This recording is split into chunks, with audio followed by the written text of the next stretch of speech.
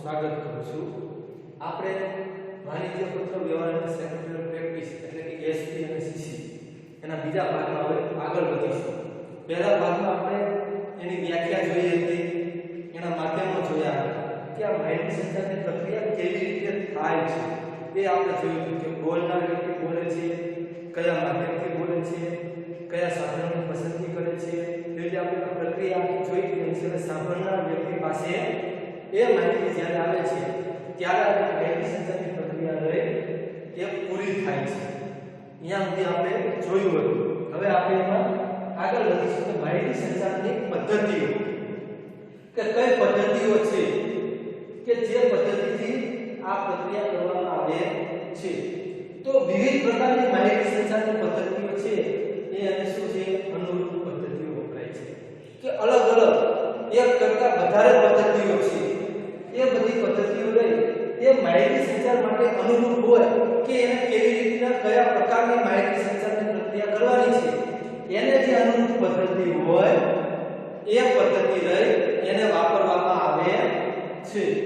હવે આપણે જોઈએ તો માત્ર બે વ્યક્તિ સામેલ હોય, કારણ કે માહિતી સંચારની પ્રક્રિયામાં તો એક વ્યક્તિથી કોઈ માહિતી સંચારની પ્રક્રિયા પૂરી થાય છે નહીં, એટલે ઓછામાં ઓછી બે વ્યક્તિ હોવી જોઈએ. કોણ? તો કે એક બોલનાર અને એક બીજી વ્યક્તિ જે છે એ સાંભળનાર. તો એમાં જ્યારે માત્ર બે વ્યક્તિઓ હોય સામેલ હોય તેવી માહિતી સંચારની પ્રક્રિયાની પદ્ધતિ રહે એ અલગ રહેશે.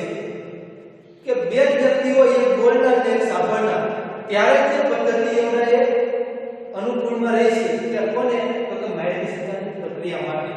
તો એ પદ્ધતિ રહે માહિતી સંચારની પ્રક્રિયા પદ્ધતિ એ કેવી હશે? તો કે અલગ રહેશે, એટલે કે જુદી હોય છે.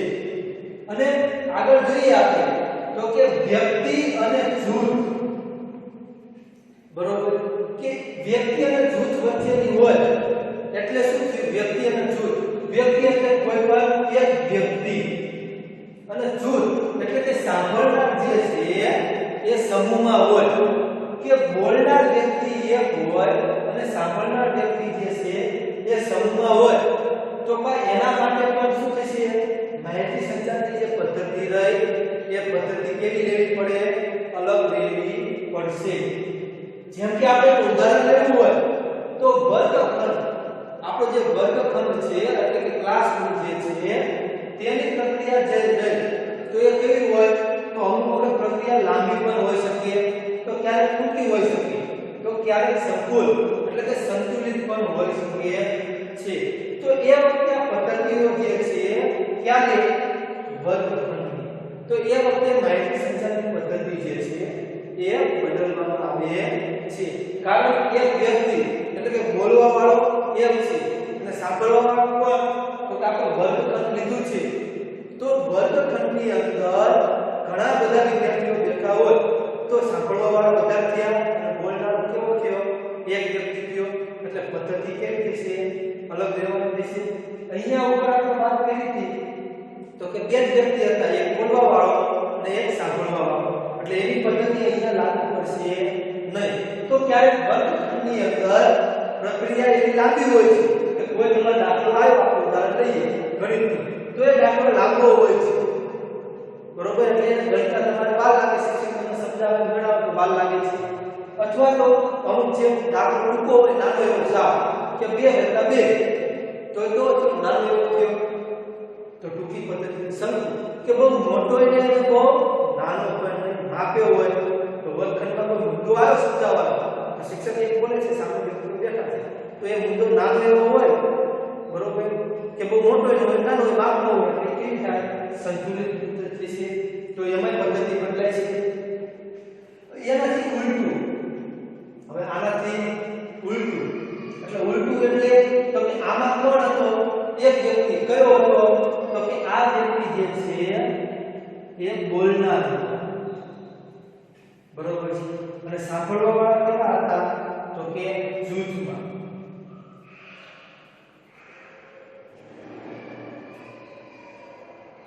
એટલે કે બોલનાર એક અને સાંભળનાર જૂથ એટલે કે વધારે.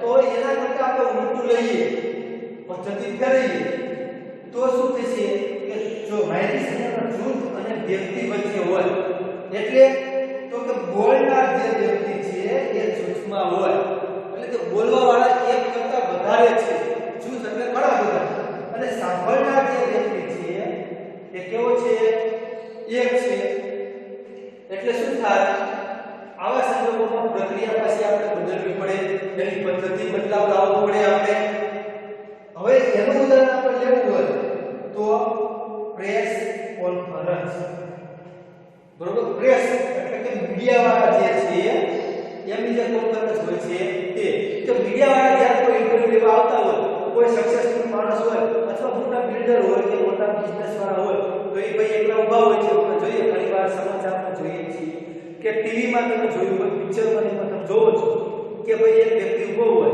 અને સામે ઘણા બધા મીડિયા વાળા આપણે જે ચેનલ વાળા કહીએ તે સમાચારમાં એ બધા માઇક ઊભા હોય છે ઘણા બધા અને એનું ઇન્ટરવ્યુ લેતા હોય છે કે તમે આ કેવી રીતે મહેનત કરીને આગળ વધ્યા સક્સેસ કેવી રીતે થયા તો એને પ્રેસ કોન્ફરન્સ કહેવાય અથવા કોઈ માહિતી આપવાની હોય પોલીસને કે મુખ્યમંત્રીને ગમે આપણે જોઈએ છીએ કે જ્યારે મુખ્યમંત્રી હોય અથવા વડાપ્રધાન હોય લાઈવ આવવાના હોય બરોબર ત્યારે બોલવા વાળા વ્યક્તિ કેવા હોય છે એક હોય છે પણ સામે પ્રેસ કોન્ફરન્સ વાળા હોય છે ને ઘણા બધા આપણે જેમ કીધું એમ તો એ પ્રશ્ન પૂછે સામે પ્રશ્ન પૂછે તો સામે જવાબ દેવા વાળો વ્યક્તિ એ કહેશે પણ સામે જે મીડિયા વાળા રહ્યા ચેનલ વાળા આજકલ વાળા હોય એબીપી અસ્મિતા વાળા હોય કે પછી બીજા એક્સપેન જે કોઈ પણ હોય તો ઘણી બધી ચેનલ વાળા અલગ અલગ હોય સ્ટાર ન્યૂઝ ને તો એ બધા પ્રશ્ન પૂછવાના છે એટલે બોલવા વાળા કેવા કે જૂથમાં થયા જવાબ આપવા વાળો વ્યક્તિ થયો તો એ આ પ્રક્રિયા તો આવા સંજોગો હોય ત્યારે એ સંજોગોમાં પણ પ્રક્રિયા કેવી થશે બદલાય છે પ્રક્રિયા બદલાય છે અને પદ્ધતિ જે છે એમાં પણ શું થશે ફેરફાર લાવવો પડે કે આયા જે પ્રક્રિયા લીધી હોય એ પ્રક્રિયા અહીંયા લાગે નહીં એના માટે પ્રક્રિયાની પદ્ધતિ એ બંનેમાં શું કરવું પડે ફેરફાર લાવવો પડે હવે એ સિવાય બે જૂથ વચ્ચે વિચાર વિનિમય થતો હોય બે જૂથ એટલે કે બોલનાર અને સાંભળનાર બંને કેવા છે જૂથમાં છે જૂથ એટલે ગ્રુપમાં છે હવે એક બે વચ્ચે વિનિમય થતો હોય તો વિનિમય એટલે આપલે પોતાના જે વિચાર છે એની આપલે એ કરતા હોય ત્યારે તો એના આપણે શું કહીશું જૂથ વિમર્શ એટલે ગ્રુપ ડિસ્કશન ગ્રુપની અંદર જે ડિસ્કસ કરતા હોય બે ગ્રુપ હોય તો એની અંદર પોતાના અંદર શું કરે ડિસ્કસ કરતા હોય પોતાના જે વિચાર હોય એનો વિનિમય આપલે કરે કે આપણે આની અંદર આવું કામ કરીએ કે આ ધંધામાં કે આ બિઝનેસમાં આપણે આવું કરીએ પોતાના વિચાર વ્યક્ત કરતા સામેવાળા શું કરે પોતાનો અભિપ્રાય આપે જેને આપણે શું કહીશું જૂથ વિમર્શ કે જેને અંગ્રેજીમાં આપણે શું કહીએ છીએ ગ્રુપ ડિસ્કસ કહીએ છીએ તો પણ શું થશે પ્રક્રિયા અને પદ્ધતિ કેવી રહે છે અલગ રહે છે એટલે કે પદ્ધતિ અને પ્રક્રિયા જે છે એ બંને અલગ રહે હવે એનાથી આપણે આગળ જઈએ તો બોલનાર અને સાંભળનાર વ્યક્તિ અથવા તો જૂથ એક જ સ્થાને આમને સામને હોય કે બોલવા વાળો વ્યક્તિ જે છે અને સાંભળવા વાળો વ્યક્તિ એ સામે સામે છે જેમ આપણે ઉદાહરણ એક જ બોલવા વાળો એક સાંભળવા વાળો બે સામે સામે છે આમને સામે અથવા તો જૂથની અંદર છે કે ભાઈ જૂથ ગ્રુપ એ પણ એક જ સ્થળે છે અને સામે સાંભળવા વાળા શું છે સામે છે બે આમને સામે છે પ્રત્યક્ષ રીતે બે સામે સામે છે જો બે પ્રત્યક્ષ રીતે આમને સામે હોય એકબીજાને જોઈ શકતા હોય રૂબરૂમાં બરોબર છે તો એમાં પાછું શું થશે આપણું ઉદાહરણ વર્તન જે અહીંયા કીધું તે તો પાછું શું થશે સંજોગોમાં આવા સંજોગોમાં એની પાછી પ્રક્રિયા અને સાધનના માધ્યમની પસંદગી શું કરવી પડશે અલગથી કરવી રહેશે તો એ વખતે પ્રક્રિયા અલગ લેવાની રહે એના માધ્યમ અલગ લેવાના રહે પસંદગી અલગ કરવાની માધ્યમ બરોબર હવે આથી આગળ આપણે વધીએ તો કે બોલનાર અને સાંભળનાર જેમાં અહીંયા આપણે વાત કરી હતી આ સાંભળનાર બોલનાર જૂથ કે કેવા છે તો કે પ્રત્યક્ષ રીતે હાજર હોય આમને સામે છે તો આપણે એને સાધનો માધ્યમ એને શું કરવું પડે આપણે નિયમથી કરવું પડે અલગ જ પ્રકાર હવે એ જે બોલનાર અને સાંભળનાર જે છે એ સામે સામે હોય પણ કોઈ પ્રસાર માધ્યમ દ્વારા જોડાયેલા હોય. શું કીધું? આમને સામે હોય આમાં પ્રત્યક્ષ રીતે છે એટલે કે રૂબરૂમાં તે લાઈવ રીતે સાથે જોડાયેલા છે. અને આમાં શું કીધું આપણને કે બોલરની સામે સામે હોય પણ કોઈ પ્રસાર માધ્યમ દ્વારા જોડાયેલા હોય. પ્રસાર માધ્યમ એટલે કે જેના દ્વારા એકબીજાને જોઈ શકતા હોય આપણે સામે હોય. આપણે જે જોઈએ ટીવી ની અંદર છે, ટીવીમાં આપણે લાઈવ હોય જોઈ થઈએ, અથવા તો મોબાઈલ ની અંદર આપણે વિડિયો કોલ કરીને એકબીજા સાથે આપણે સામે વાતચીત કરીએ છીએ, બરોબર? તો એ રીતે આપણે પ્રસાર કોઈ માધ્યમ દ્વારા એકબીજાને આમને સામે આવ્યા છે તો એમાં શું થશે? માધ્યમની પદ્ધતિ બદલાય છે એટલે કે ટેલિફોન ની માહિતી સંચારની પ્રક્રિયા બદલાય છે. એમાં ટેલિફોન દ્વારા પછી આપણે મોબાઈલ ની કોઈ ક્યારે લાઈવ કરી WhatsApp માં, Instagram માં, Facebook માં અથવા તો એક્સમાં બીજા કોઈ Zoom મીટિંગ છે અથવા Google Meet છે કે કોઈ પણ એક્સમાં જે કોઈ પણ માધ્યમ દ્વારા આપણે આમને સામે લાઈવ થયા, બરોબર? તો શું થયું? આમાં જે આપણે પ્રત્યક્ષ રીતે આમને સામે થયા હતા આગળના મુદ્દામાં કે રૂબરૂ જોઈ તો આપણે મોબાઈલ ને શું કરવું પડશે? મોબાઈલ લેવાની જરૂર પડે નહીં. પણ ટેલિફોન માધ્યમ દ્વારા આપણે આમને સામે થયા તો એમાં પાછું આપણે માધ્યમ ફેરવવું પડશે, પદ્ધતિ ફેરવવી પડે, સાધન ફેરવવા પડે. તો એમાં આપણે કયું સાધન લેવું પડે? તો કે ટેલિફોન એટલે કે મોબાઈલ અથવા લેપટોપ છે અથવા એ સિવાય બીજું કોઈ પણ સાદો ફોન કે જે હોય તે તેના દ્વારા આપણે એકબીજાને સામે આવશું. તો આજે ટેલિકોમ્યુનિકેશન સાધન સામગ્રીનો ઉપયોગ કરીને આપણે ટેલિકોમ્યુનિકેશન માધ્યમ દ્વારા સ્થળના અંતરને નકારી કે સ્થળનું જે અંતર છે એટલે કે અહીંયાથી લઈને હું મારાથી દૂર જે વ્યક્તિ બેઠો છે 50-60 કિલોમીટર દૂર, તો અમારી બંને વચ્ચેનું જે અંતર છે 50-60 કિલોમીટરનું એને આપણે નકારવું એટલે કે દૂર કરી દેવું. એ અંતર છે એ સાવ દૂર થઈ જાય છે. કોના માધ્યમ દ્વારા? ટેલિકોમ્યુનિકેશન. કે આજે અત્યારની જે આપણે જે ટેકનિકલ પદ્ધતિ છે, ટેકનિકલ ઉપયોગ દ્વારા આપણે જે અંતર છે કોઈ પણ બે વ્યક્તિ એ ગમે એટલું દૂર અહીંયાથી વિદેશમાં હોય બહાર બીજા દેશમાં તો પણ એ અંતર એમાં શું કરે છે? બાધા લાવતું નથી એટલે કે દૂર થઈ જાય છે. અને આપણે માહિતી પ્રસાર કેવું કરીએ છીએ કે જ્યારે રૂબરૂમાં જ આપણે વાતચીત કરતા હોય એ આપણે અત્યારે કેવું થયું છે? શક્ય બન્યું છે. શા માટે? તો કે ટેલિકોમ્યુનિકેશનના માધ્યમથી જ્યાં ટેકનિકલ વિકાસ થયો એના લીધે જે અંતર રહેલું હોય છે એ અંતર હવે રહેતું નથી. હવે આપણે પદ્ધતિ જે વાત કરી હતી, બરોબર છે, માહિતી સંચારની પદ્ધતિ. તો કઈ કઈ પદ્ધતિઓ છે?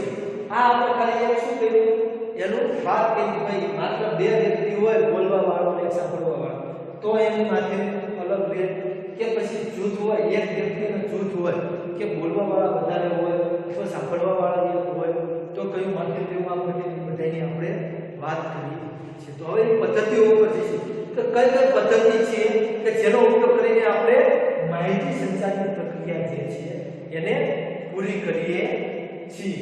તો એમાં પહેલી આવશે મૌખિક પદ્ધતિ. મૌખિક પદ્ધતિ એટલે તો એના નામ પરથી જ આપણને ખબર પડી જાય. મૌખિક પદ્ધતિ એટલે બોલવું, મોઢેથી બોલવાની જે પદ્ધતિ રહે તે સાદી ભાષામાં કેવું આપણે કહી શકીએ કે મૌખિક પદ્ધતિ એટલે કઈ તો કે જે આપણે મોઢેથી જે વ્યક્તિ બોલવામાં આવે અને જે માહિતી આપે સામેવાળી વ્યક્તિને એને આપણે શું કહીએ? મૌખિક પદ્ધતિ કહીએ. પણ આપણે વ્યાખ્યા મુજબ જોવા જઈએ પદ્ધતિસરની તો કે જે કઈ માહિતી હોય જે વ્યક્તિ બોલવાનો છે એટલે કે માહિતી સંચારની પ્રક્રિયા કરવાનો છે એ વ્યક્તિ પાસે જે માહિતી હોય એને અનુરૂપ ભાષા એ માહિતીને જે રીતે અનુરૂપ થાય એ પ્રમાણેની ભાષા અથવા તો એવા શબ્દો ના ઉપયોગ દ્વારા શું કરે બોલીને જે કરવામાં આવતી માહિતી સંચારની પદ્ધતિ જે છે એને મૌખિક માહિતી સંચારની પદ્ધતિ કહે છે. કે એની પાસે જે માહિતી છે એને અનુરૂપ એ ભાષા લે છે અને એને અનુરૂપ એ શબ્દો લે છે જે માહિતી એની પાસે છે અને એ શબ્દો લઈને એ ભાષા અથવા શબ્દનો ઉપયોગ કરીને શું કરશે? એ બોલશે અને એ જે બોલીને એની જે પ્રક્રિયા પૂરી કરે છે તો એ પ્રક્રિયાને આપણે શું કહીશું? મૌખિક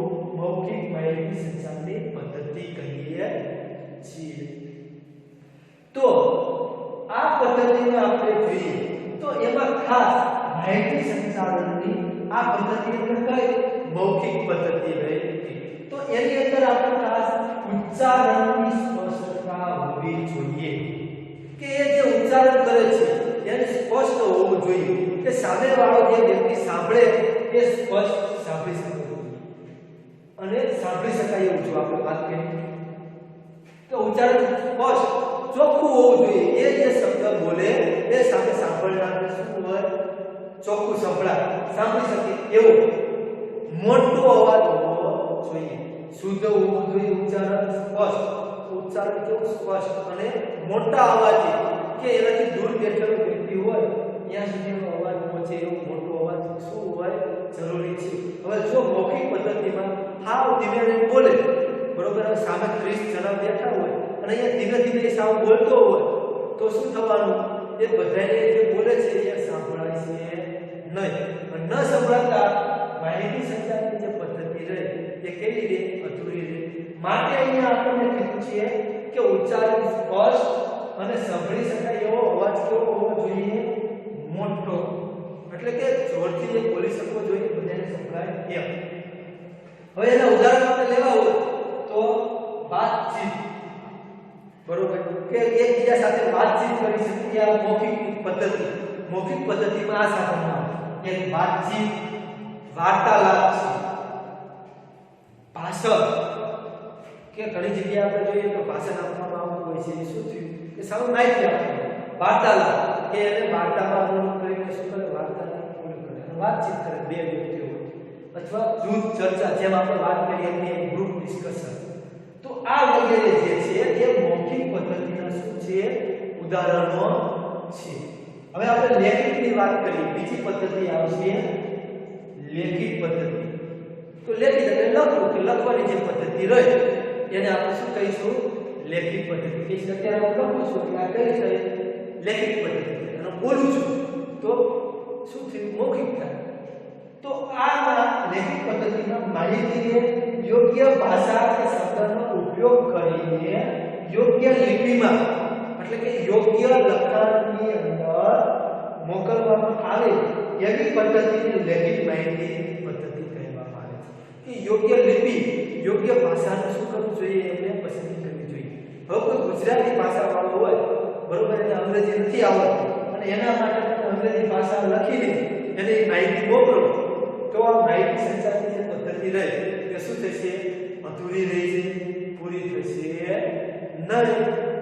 એટલે એ કીધું આપણને કે ભાષા શબ્દનો ઉપયોગ કરીને યોગ્ય લિપિમાં યોગ્ય ભાષાની અંદર યોગ્ય કે સામેવાળાને સમજાય એવી ભાષામાં લખાણ કરવામાં આવે અને માહિતી મોકલવામાં આવે તો એ પદ્ધતિને આપણે શું કરીશું લેખિત માહિતી સંચારની પદ્ધતિ તરીકે ઓળખીએ છીએ. હવે આના ઉદાહરણ આપણે લેવા હોય તો પુસ્તકો કે જે આપણી પાસે પુસ્તકો છે આપણે જોઈએ પહેલા ધોરણથી 12 ધોરણથી લઈને 12મા સુધી કોલેજમાં ગમે ત્યાં અથવા કોઈ બીજી કઈ હોય વાર્તા તો એની જે પુસ્તકો છે એ લખાણ સ્વરૂપે છે લઈ આપણે જોતા હોઈએ છીએ.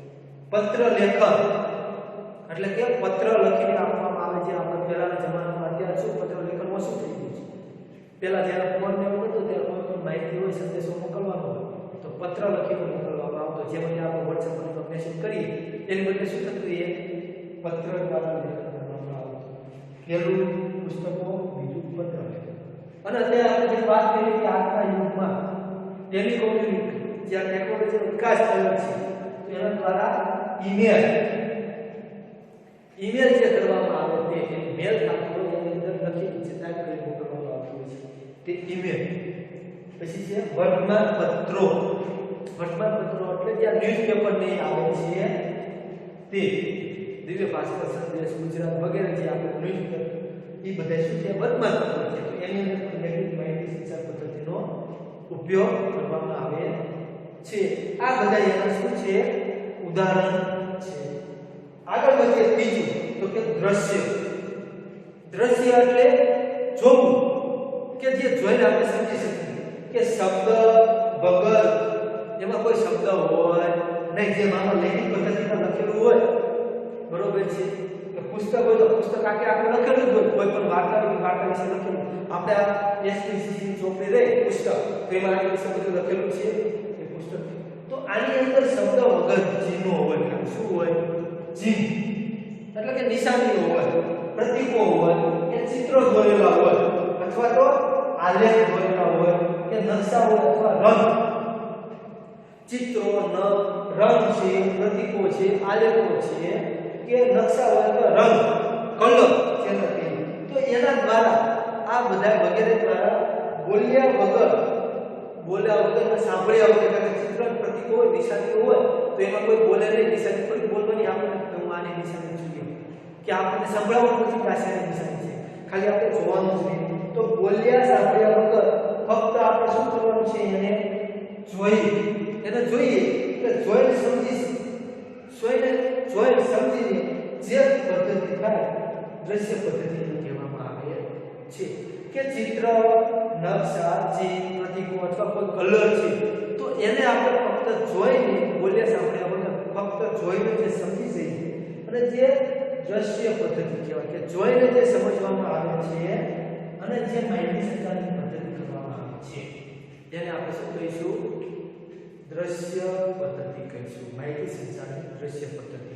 કે આપણે કોઈ પણ જગ્યાએ જતા હોય તો અહીંયા માનો તમે અહીંયાથી જાઓ, સુરેન્દ્રનગરથી લીંબડી ગયા, બરોબર? આ સુરેન્દ્રનગર, અહીંયાથી તમે લીંબડી આવ્યા, આ લીંબડી,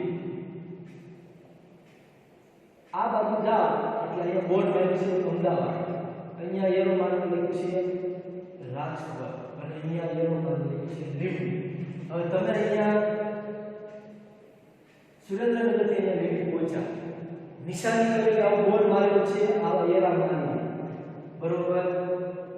હવે તમે અહીંયા બોર્ડ જોયું કે આ જે રાઉન્ડ વ્યૂ એ લીંબડી છે, સર્કલ થી આમ જાય એટલે લીંબડી આવે, આમ જાવ કે દાદા તો કે અમદાવાદ, આમ જમણી સાઈડ જઈએ તો શું કે રાજકોટ આવે. તમારે જો અમદાવાદ જવું હોય તો તમે એરાને પૂછવાના છો, અને એરો તમને કહેવાનો છે કે ભાઈ હું અમદાવાદ બાજુનો એરો. પણ આપણે શું કરશું? આ દ્રશ્ય નિશાની જે કીધું કે આ નિશાની જે છે, ચિહ્ન છે, એના દ્વારા આપણને સમજણ પડી જાય કે આ નિશાની આમ કરેલ છે એટલે કે આ અમદાવાદ બાજુ જાય છે. તો આ પદ્ધતિ કઈ થઈ ગઈ? દ્રશ્ય માહિતી સંચારની પદ્ધતિ થઈ ગઈ, બરોબર? કે જેમાં કોઈ બોલે નહીં, કોઈ સાંભળે નહીં, ફક્ત આપણે જોઈને સમજી જઈએ તે પદ્ધતિ રહી તે. હવે આપણે ચોથી જે પદ્ધતિ રહી શ્રાવ્ય પદ્ધતિ. શ્રાવ્ય એટલે શ્રવણ, સાંભળવું એમ, બરોબર છે મિત્રો? તો ભાષા અથવા શબ્દનો ઉપયોગ કરતા જુદા જુદા અવાજો દ્વારા, કેવા અલગ અલગ પ્રકારના અવાજ હોય, એના દ્વારા બોલનાર અને સાંભળનાર સામે સામે ન હોય, કે બોલવાવાળો અને સાંભળવાવાળો બે આમને સામને છે નહીં, પણ તેમ છતાં પણ શું થતું હોય? માહિતી સંચારની પદ્ધતિ જે થતી હોય કે બોલવાવાળો અને સાંભળવાવાળો બે એકબીજાની સામે નથી, જોઈ નથી શકતા એકબીજાને, બરોબર? એટલે કે આમને સામે છે નહીં, તેમ છતાં પણ જો તે માહિતી થતી હોય, માહિતી સંચારની જે પ્રક્રિયા થતી હોય, તો એ પદ્ધતિ એટલે કઈ કહીએ? શ્રાવ્ય માહિતી સંચાર પદ્ધતિ. કે આ પદ્ધતિ એટલે કઈ? તો ટૂંકમાં એકબીજાની સામે નથી, તેમ છતાં પણ જે માહિતી સંચારની પ્રક્રિયા કરવામાં આવે છે તેને આપણે શ્રાવ્ય માહિતી સંચારની પદ્ધતિ કહીશું. હવે એનું ઉદાહરણ આપણે લેવું હોય મિત્રો, તો રેડિયો, ટેલિફોન, સીડી, ટેપ રેકોર્ડર, આ બધા રહ્યા એ આ શ્રાવ્ય જે પદ્ધતિ રહે, શ્રાવ્ય માહિતી સંચાર પદ્ધતિ, એના ઉદાહરણ છે. રેડિયો હોય તો રેડિયોમાં આપણે કરે છે, રેડિયો ચાલુ કરી સાંભળ્યું તો સામે બોલવાવાળો વ્યક્તિ આપણને દેખાય, અને આપણે આમને સામે તો છીએ નહીં, કે એ આપણને નથી જોઈતું. ટેલિફોન, સાદો કોલ કરો તમે, બરોબર છે? તો એમાં બે વ્યક્તિ રહ્યા છે, બોલનાર અને સાંભળનાર, એ બંને એકબીજાની સામે છે નહીં, તેમ છતાં પણ માહિતી સંચારની પદ્ધતિ શું થાય છે? તો એ આપણે ઉદાહરણ લઈશું. સીડી છે, તો સીડીમાં પણ સીડી મૂકી દો અને સાંભળી લો એટલે શું થયું? આમને સામે છે. ટેપ રેકોર્ડર, તો એમાં રેકોર્ડિંગ કરેલું હોય અને આપણે શું કરવાનું હોય છે? સાંભળવાનું હોય છે, બરોબર? તો આ જે છે એ શ્રાવ્ય પદ્ધતિ જે છે એના આપણા ઉદાહરણ છે. હવે આપણે આગળ પાંચમામાં વાત કરીએ દ્રશ્ય અને શ્રાવ્ય. જે આપણે આ શ્રાવ્યની પહેલા ત્રીજું જે માધ્યમ હતું એટલે કે ત્રીજી જે પદ્ધતિ હતી એ જોઈ હતી દ્રશ્યની કે ફક્ત જોઈને કે જેમાં બોલવાનું નહીં સાંભળવાનું ખાલી બોલીને સમજી જતા હતી અને અત્યારે જોઈ શ્રાવ્ય તો હવે પાંચમી જે પદ્ધતિ રહે એ આવશે દ્રશ્ય અને શ્રાવ્ય એટલે કે એ જે પદ્ધતિ છે શ્રાવ્ય અને દ્રશ્ય એ બંને ભેગી એક સાથે જે છે તે દ્રશ્ય અને શ્રાવ્ય બરોબર તો આ બંને ઉપરથી આપણે એટલું સમજી શકીએ કે જોવાનું અને સાંભળવાનું એ બંને આ પદ્ધતિમાં કેવું હોય છે એક સાથે હશે ઓલામાં ફક્ત કેવું હતું દ્રશ્ય ફક્ત જોઈ શકાતું અને શ્રાવ્ય ફક્ત ખાલી સાંભળી શકાતું પણ આ જે પાંચમી પદ્ધતિ રહી દ્રશ્ય અને શ્રાવ્ય તો આ બંનેમાં આપણે બંને પ્રક્રિયા કેવી કરીશું એક સાથે કરી શકીશું સાંભળવાની અને જોવાની તો જો માહિતી સંચારની એવી પદ્ધતિ કે જેમાં જોવાનું અને સાંભળવાનું આપણે વાત કરીએ ત્યાં જોવાનું અને સાંભળવાનું આ બંને કેવું હોય સાથે થતું હોય આ બંને સાથે થતું હોય એટલે એ પદ્ધતિને આપણે શું કહીશું માહિતી સંચાર જે કરે આપણે પદ્ધતિઓથી તેને આપણે કહીશું દ્રશ્ય શ્રાવ્ય માહિતી સંચાર ટૂંકમાં કે માહિતી સંચારની એવી પદ્ધતિ કે જેમાં જોવાનું અને સાંભળવાનું બંને એક સાથે થતું હોય તો એ પદ્ધતિને આપણે દ્રશ્ય શ્રાવ્ય માહિતી સંચારની પદ્ધતિ કહીએ તો હવે એનું આપણે ઉદાહરણ લેવું હોય તો ચલચિત્રો ચિત્રો જે આવતા હોય ચલચિત્રો આપણે જોઈ શકીએ સામે ડીવીડી એટલે કે સીડી અને ડીવીડી બંનેમાં ફેર છે મિત્રો સીડી એટલે ફક્ત તમે એને સાંભળી શકો અને ડીવીડી તો એમાં ચિત્રો પણ હોય તમે જોઈ પણ શકો અને સાંભળી પણ શકો છો કમ્પ્યુટર તો કમ્પ્યુટરની અંદર તમે એકબીજાની સામે વિડિયો હોય એને જોઈ શકો અથવા તો વિડિયોમાંથી તમે શું કરી શકો સામે જોઈ શકો અને સાંભળી શકો એ સિવાય આપણે બીજું જે ઉદાહરણ લેવું હોય તો કે ટેલિવિઝન એટલે ટીવી તો ટીવીમાં આપણે સામેની જે માહિતી જે છે એને આપણે જોઈ શકીશું અને સાંભળી પણ શકીશું એટલે દ્રશ્ય શ્રાવ્ય માધ્યમમાં તો આ વગેરે જે ચલચિત્રો ડીવીડી કમ્પ્યુટર ટીવી તો આ બધા માધ્યમો કે ઉપકરણો માં આપણે જોવાનું અને સાંભળવાનું કામ શું કરી શકીએ છીએ સાથે સાથે કરી શકીએ છીએ એ સિવાય અત્યારે આપણે નવું ઉદાહરણ લેવું હોય તો અત્યારનો આપણો આધુનિક મોબાઈલ તો મોબાઈલમાં પણ આપણે વિડિયો જે આવે છે તો એ વિડિયોને આપણે જોઈ શકીએ છીએ અને સાંભળી શકીએ છીએ તો એને પણ આપણે ઉદાહરણ લઈ શકીએ છીએ એમાં દ્રશ્ય શ્રાવ્ય પદ્ધતિમાં તો આ બધાની સાથે આપણે શું કરી શકીએ દ્રશ્ય અને શ્રાવ્ય બંને પદ્ધતિ આપણે કરી શકીએ છીએ હવે આપણે આવશે આપણે છેલ્લી પદ્ધતિ જે આપી છે છઠ્ઠી મૌન એટલે ચૂપ રહેવું કશું બોલવાનું નહીં ચૂપચાપ બેસવાનું તે મૌન તો માહિતી સંચાર શબ્દ વગર પણ શક્ય છે કે એવું નથી અત્યાર સુધી આપણે બધું જોયું તો એમાં તો બોલવાનું એવું બધું આ સાંભળવાનું બરોબર બધું જોયું આપણે તો શરૂઆતમાં આપણે જોયું કે માહિતી સંચારની પદ્ધતિ તો બોલવાથી આપણે શરૂઆત થતી એમાંથી આપણે પ્રક્રિયા જોઈ બોલે ભાષાનો ઉપયોગ કરે કયું માધ્યમ લે છે માહિતી મોકલે છે રજૂઆત કરે છે અને સાંભળે છે ત્યારે આ પ્રક્રિયા પૂરી થતી હતી એવું આપણે એના 7 જે હતા પ્રક્રિયાના મુદ્દા એ જોયા આગળના ભાગમાં તો એમાં આપણે વિચાર્યું ખાલી બોલવાથી જ થાય છે તો આપણે આ એવું સમજાવે છે કે શબ્દ વગર પણ માહિતી સંચાર જે છે એ કેવો છે શક્ય છે તો અહીંયા આપણે વ્યાખ્યાન કરીએ તો કે માહિતી સંચારની એવી પદ્ધતિ કે જેમાં શબ્દોની ગેરહાજરી હોય તેને આપણે મૌન તરીકે ઓળખવામાં આવે છે કઈ પદ્ધતિ તો કે એમાં શબ્દો હાજર હોય નહીં એને આપણે શું કહીશું મૌન તરીકેની સંચાર પદ્ધતિ કહીશું હવે મૌન જે છે તો એ શું છે સહમતિ સૂચક હોય છે સહમતિ સૂચક એટલે કે સાથ આપો કે આ અમે તમારી સાથે સહમત છીએ આપણે કોઈને કંઈ કહીએ તો સામેવાળો વ્યક્તિ ક્યારેક શું બોલતો હોતો નથી તો જ્યારે કંઈ ન બોલે બરોબર તો આપણે શું સમજીએ કે આ ભાઈ આની સાથે સહમત છે અથવા કંઈક વાંકમાં આવ્યો હોય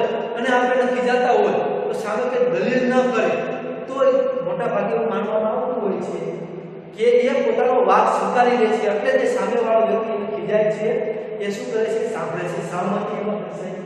તો ક્યારેક એવું પણ હોય છે કે અસહમતિ પણ દર્શાવતો હોય છે કે ક્યારેક તમે રજૂઆત કરો એમ અને એ જવાબ ન આપે તો એનો મતલબ શું થાય કે એ તમારા એ જે તમે વિચાર રજૂ કર્યા છે એ વિચાર સાથે શું છે? સહમત છે નહીં, એટલે કે અસહમતિ દર્શાવે છે. તો મનની અંદર ક્યારેક મન સહમતિ પણ દર્શાવે છે, તો અમુક વખત મન એવા પણ પ્રકારનું હોય છે કે જે અસહમતિ દર્શાવતું હોય છે. એટલે કે આપણે ચોખ્ખું કહી શકીએ નહીં કે મન જે છે એ સહમતિ દર્શાવે છે કે અસહમતિ દર્શાવે છે. એ શેના પરથી આપણે નક્કી કરી શકવું પડે કે એના હાવભાવ પરથી આપણને અંદાજો આવવો જોઈએ કે આ મૌન જે છે એ શું છે. તો ક્યારેક મૌન પાડીને સંવેદના શું કરી શકે છે? પ્રગટ કરાય છે. કે મૌન પાડીને ક્યારેક એને જે વેદના હોય સામેવાળી વ્યક્તિની, તો એ વેદનાને પછી શું કરતો હોય છે? પ્રગટ કરતો હોય છે કે દેખાડતો હોય છે પોતાની જે વેદના. ચૂપચાપ કોઈ મુશ્કેલી હોય તો અમુક વખત એવું હોય આપણે કોઈને કહેતા નથી, ચૂપચાપ સામે કોઈ પણ ખુલ્લામાં બેસી દેતા હોય છે. તો એ શું થયું? સંવેદના પ્રગટ કરી દેખાડી તમારી વેદના જે છે તે. તો શાબ્દિક અભિવ્યક્તિમાં, શાબ્દિક અભિવ્યક્તિ એટલે કે બોલનારો જે શબ્દ બોલનારો જે વ્યક્તિ છે તે વચ્ચે વપરાતી થોડી ક્ષણ માટેની ચૂપ કરી. ચૂપ કીધી એટલે કે જે બોલવા વાળો વ્યક્તિ છે શબ્દો દ્વારા બોલે છે એ વચ્ચે બોલતા શું થાય? વચ્ચે અટકી જાય, થોડા ક્ષણ માટે, થોડી બ્રેક માટે ચૂપ થઈ જાય તો શું થાય છે? ધ્યાન ખેંચે. એ ધ્યાન ખેંચનારી વસ્તુ છે કે ભાઈ આપણે બોલતા હોય, બરોબર, આપણે ઉદાહરણ લઈ લઈએ. મારું ઉદાહરણ લો કે હું ક્લાસમાં તમને ભણાવું છું અને તમે અંદર વાતો કરતા હોય અને હું ભણાવવાનું બંધ કરીને ચૂપ થઈ જવા, એટલે તમે શું થાય? ચૂપ થઈ જાય, તરત મારી પાસે ધ્યાન આવી ગયું કે સાહેબને ખબર પડી ગઈ આપણે વાતો કરી, આપણું ધ્યાન નથી, તમારું ધ્યાન ખેંચવાનું થયું. અથવા તો વસ્તુ પર ભાર મૂકવાનું સૂચન કરે છે. તો હું ચૂપ થઈ ગયો, તમે બધા મારા સામે જોવાનું, એટલે તમને ખબર પડે કંઈક મહત્વનો મુદ્દો આવ્યો લાગે છે, સાહેબ અહીંયા અટકાઈ ગયા છે. તો કોઈ વખત એ ચૂપ રહ્યું ધ્યાન ખેંચે છે, તો કોઈ વાર એ વસ્તુ પર શું કરે છે? ભાર મૂકે છે કે હવે આ જે વસ્તુ આવવાની છે મહત્વનો પોઈન્ટ છે. તો અહીંયા આપણે 6 પદ્ધતિઓ જે છે માહિતી સંચારની શું થાય છે? પૂરી થાય છે. તો આ જે 6 પ્રકારની માહિતી સંચારની પદ્ધતિ રહી, તો એમાં 2 પદ્ધતિ રહી ખૂબ જ પ્રખ્યાત છે. કઈ? તો કે એક મૌખિક માહિતી સંચાર પદ્ધતિ જે આપણે સૌથી પહેલી જોઈ હતી તે, બીજી લેખિત માહિતી સંચારની પદ્ધતિ. આ 2 પદ્ધતિ જે છે એ સૌથી વધારે પ્રચલિત પદ્ધતિઓ છે કે વધારે ભાગ આ 2 પદ્ધતિનો ઉપયોગ કરવામાં આવે છે. જેમાં માહિતી સંચાર કરવા માટે કે માહિતીને એક જગ્યાએથી બીજી જગ્યાએ મોકલવા માટે વધુ શેનો ઉપયોગ થાય છે? મૌખિક માહિતી સંચાર અથવા તો લેખિત માહિતી સંચાર પદ્ધતિ. ખાસ અહીંયા ધ્યાન રાખજો મિત્રો, એક વાક્યમાં તમારા પ્રશ્ન પૂછાય છે કે સૌથી વધુ માહિતી સંચારની સૌથી વધુ પ્રચલિત પદ્ધતિઓ કઈ છે? એક વાક્યમાં હોય છે, ખાસ ધ્યાન રાખજો કઈ? તો કે મૌખિક માહિતી સંચાર પદ્ધતિ અને લેખિત માહિતી સંચાર પદ્ધતિ. આ બંને પદ્ધતિ છે. એટલે આ ખાસ ધ્યાન રાખજો મિત્રો કે એક માર્ક્સમાં આવડું આ પ્રશ્ન પૂછાતો હોય છે અથવા ક્યારેક વિકલ્પમાં પણ પૂછાય છે, એટલે ખાસ યાદ રાખજો. હવે આપણે જોઈએ તો વિચાર, માહિતી અને લાગણીઓના આદાન-પ્રદાન કે વિચાર હોય તમારા, તમારી પાસે જે માહિતી હોય અથવા લાગણીઓ જે હોય એના આદાન-પ્રદાન એટલે આપ-લે કરવી. મારી પાસે જે માહિતી હોય એ હું તમને આપું, તમારી પાસે જે માહિતી હોય તમે મને આપો, એ આદાન-પ્રદાન થઈ. એ ઉપરાંત વિધિવત માહિતી સંચાર પદ્ધતિઓ, એ સિવાય વિધિવત રીતે જે આ પદ્ધતિઓ એને અનુરૂપ છે કે આપણે માહિતીને સંચાર પદ્ધતિનો ઉપયોગ કરી તો એના દ્વારા સરળ અને શું થાય છે? સફળ બને છે. કે લાગણી દ્વારા ક્યારેક માહિતી સંચાર પદ્ધતિ સફળ બનતી હોય છે, ક્યારેક તો આ પદ્ધતિઓમાંથી કોઈ પણ એક પદ્ધતિ લઈને આપણે માહિતી સંચાર પદ્ધતિ જે છે એને આપણે શું કરતા હોઈએ છીએ? સફળ બનાવતા હોઈએ છીએ. અહીંયા આપણે આ ટોપિક પૂરો થાય છે. પાઠ નથી પૂરો થતો, ફક્ત આ ટોપિક પૂરો થાય છે. નમસ્કાર.